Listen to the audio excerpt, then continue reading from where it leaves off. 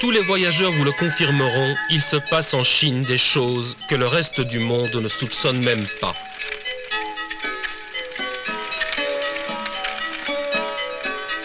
Seule la mémoire des anciens conserve la trace de ces événements.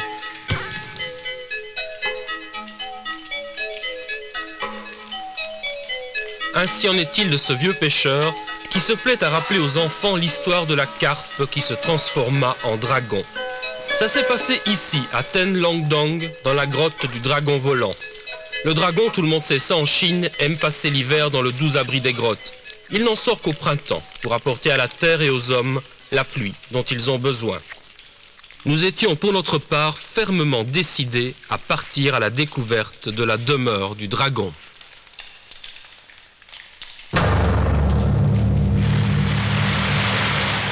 Deux voies s'offrent à nous. Rick choisit de partir vers le torrent avec Song.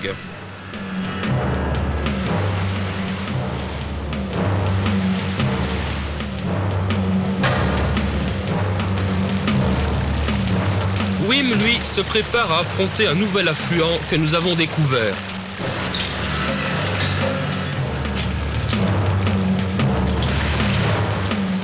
La progression de Rick est pénible. Le temps était mauvais ces derniers jours, le torrent étant cru.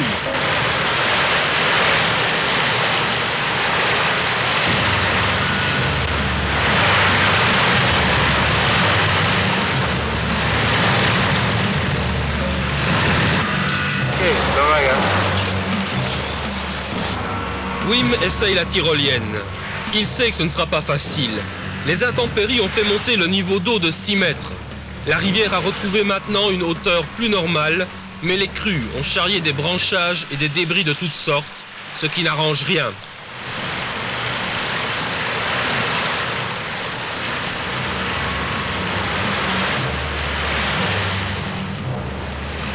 Song, à son tour, se jette courageusement à l'eau, le sourire un peu crispé.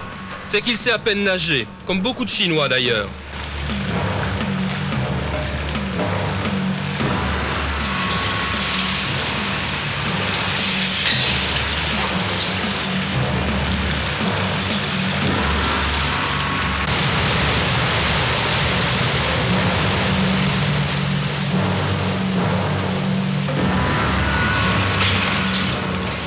Aucun de nous n'ira finalement bien loin.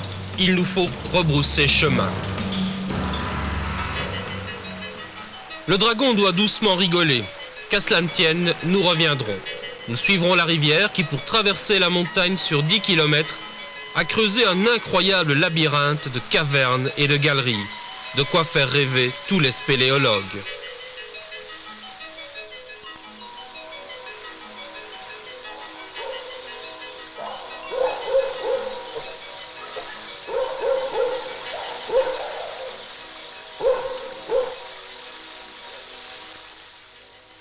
En attendant, nous voici au repos dans la ville voisine de Lichuan.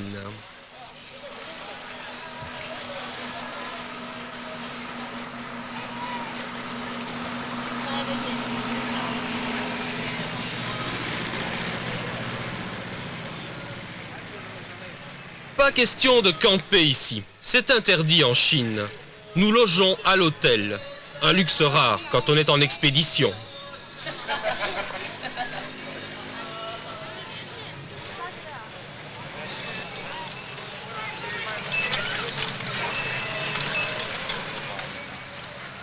Lichuan, dans la province de Hubei, est une cité de 60 000 habitants, à égale distance de Shanghai et Canton. Et c'est un privilège pour nous d'être là, dans une région fermée au tourisme.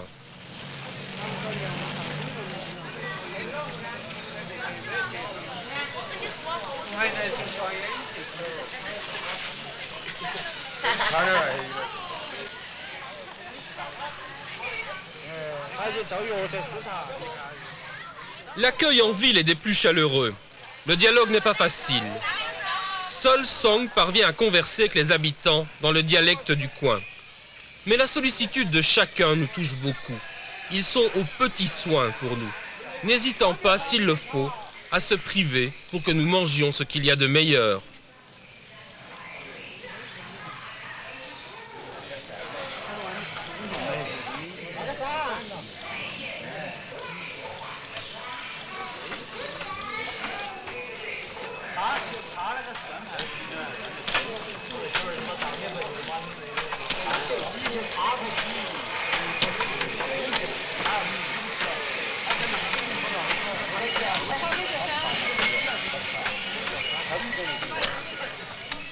Autre privilège, nous sommes parmi les tout premiers à pouvoir explorer la grotte du dragon volant. La spéléo en Chine en est toujours à ses premiers balbutiements. L'Europe, au contraire, est à la pointe en spéléo. C'est pourquoi les Chinois nous ont invités à les aider à découvrir leur propre sous-sol. Pour nous, le défi est multiple et excitant. C'est la découverte d'un terrain où de mémoire d'homme, nul n'est allé. On sait qu'une rivière s'engouffre dans la montagne, on sait qu'elle sort 10 km plus loin. À nous de découvrir son cheminement.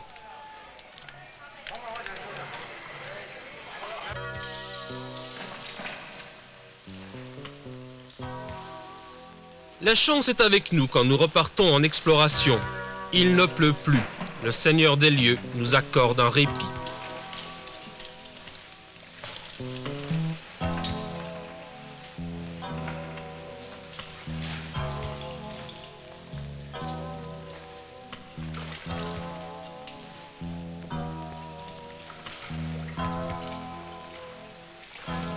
Mais il sera de courte durée.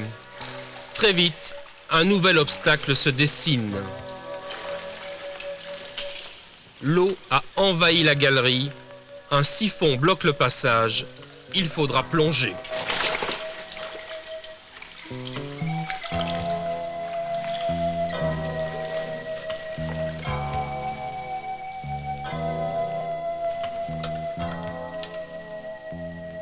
Les plongeurs capables d'affronter les siphons sont rares. Le choix d'un matériel toujours mieux adapté a rendu la plongée spéléo moins périlleuse. Mais les difficultés, elles, n'ont pas changé.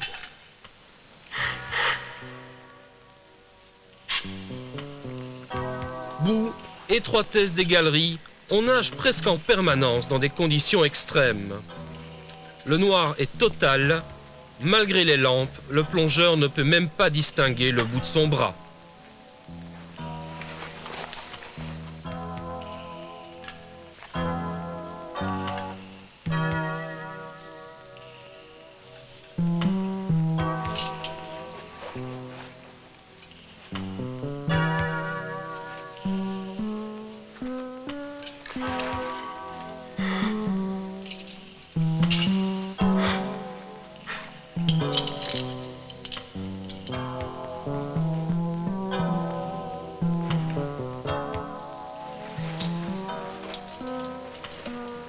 Song, lui, a choisi d'explorer une galerie sèche.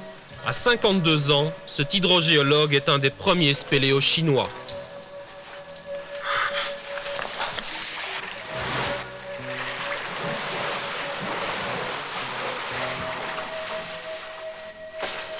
La Chine découvre seulement la spéléo sportive et de loisirs.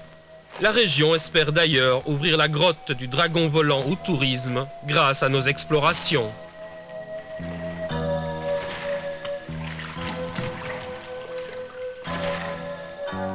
Nous travaillons avec une équipe scientifique chinoise qui apprend ainsi les ficelles de la spéléo.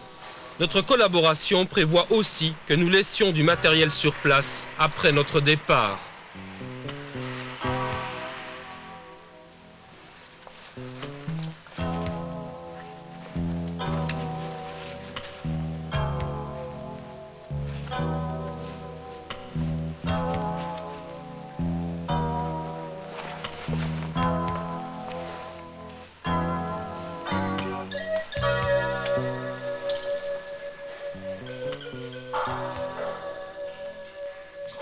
La tentative de franchir le siphon a échoué.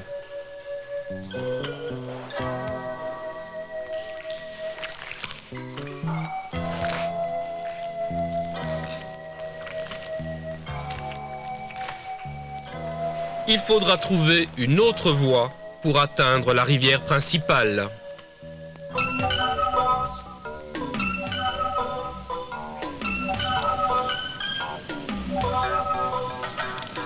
Des paysans nous ont parlé d'une cheminée par où s'échappe en hiver la bave du dragon. Voilà le moyen de contourner le siphon.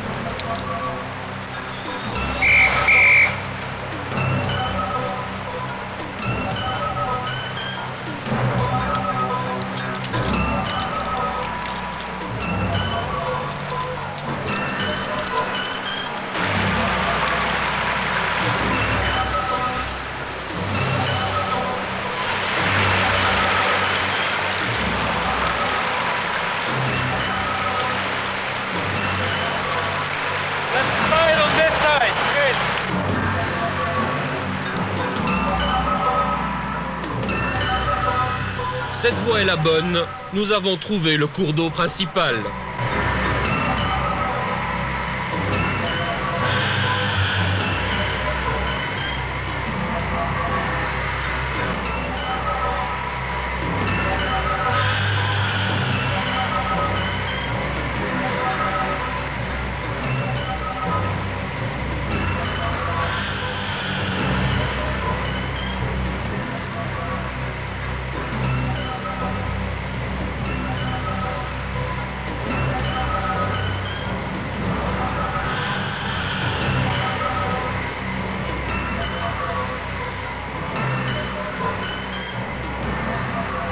Pendant un mois, nous poursuivrons l'exploration de la grotte du Dragon Volant. Nous découvrirons près des 8/10 du parcours tortueux de la rivière. Notre objectif est atteint, nous avons percé le secret de la plus grande grotte chinoise. Pourtant, tout n'est pas découvert, loin de là. Il reste des endroits vierges. Le Dragon Volant tient à préserver le mystère de sa demeure. Jusqu'à la prochaine expédition.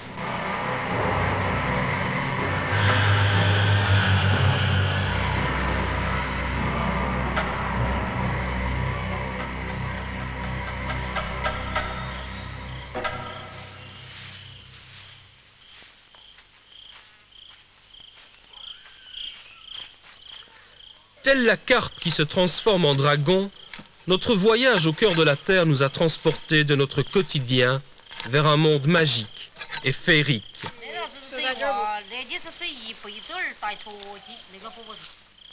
Nos amis chinois nous l'avaient dit, la grotte, c'est bien plus qu'un réseau de galeries et de cavernes, c'est une ouverture vers un autre monde dont la beauté dépasse l'imagination.